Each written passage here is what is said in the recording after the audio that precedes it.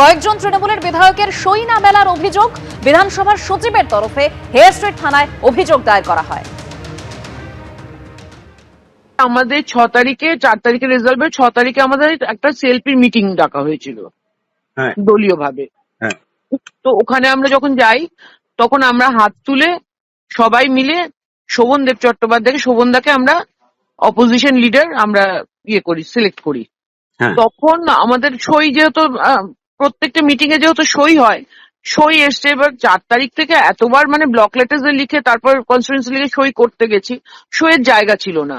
তো ডেটটা লিখে আমি বললাম তো শেষ হয়ে গেল, সই তো জায়গা নেই। তো বললো ঠিক আছে।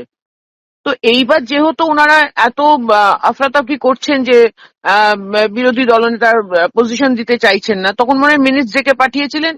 তো প্রিন্সিপাল সেক্রেটারি একটা নাকি এফআইআর করেছেন হেয়ার স্ট্রিট থানায় যে আমার সইটা মিলছে না।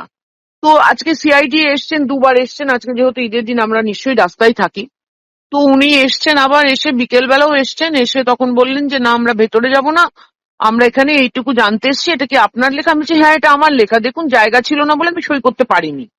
তো ওনারা ভিডিও করছেন, তো বললেন যে না ভিডিও করতে পারে। আমি বললাম ভিডিও করছেন কেন? বলে না করা যেতে পারে। আমি ঠিক আছে করুন তাহলে।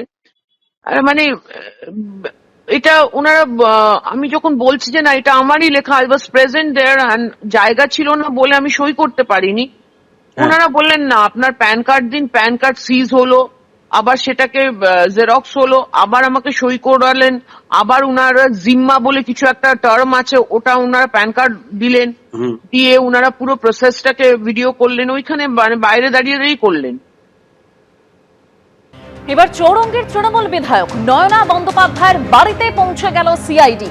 তৃণমূলের পরিষদীয় দলের তরফে প্রস্তাবের কপি জমা পড়ে বিধানসভার অধ্যক্ষের কাছে।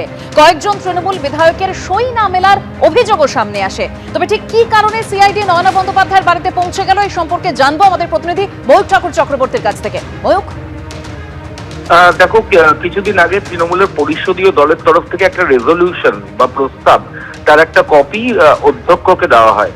এরপর এই পরিষদীয় দলের যারা সই করেছিলেন সেটা কয়েকটা সই মিসম্যাচ করে। এরপর বিধানসভার অধ্যক্ষের তরফ থেকে সেটা সচিবকে জানানো হয়। সচিব হেয়ার স্ট্রিট থানায় গোটা বিষয়টা জানান, একটা অভিযোগ দায়ের করেন। হেয়ার স্ট্রিট থানার পুলিশ তদন্তে নামে এবং সিআইডি তে হ্যান্ডরাইটিং এক্সপার্ট রয়েছে, সেই হ্যান্ডরাইটিং এক্সপার্টকে সঙ্গে নিয়ে আজকে পুলিশের একটা টিম চৌরঙ্গীর যিনি তৃণমূল বিধায়ক নয়না বন্দ্যোপাধ্যায়ের বাড়ি গেছিলেন, এবং আমরা যে খবর পাচ্ছি যে তার যে অরিজিনাল সই সেই সঙ্গে এই সই সেটা মিলিয়ে দেখা হয়। দেবস্মিতা, ধন্যবাদ ময়ূক। এবিপি আনন্দ, এগিয়ে থাকে, এগিয়ে রাখে।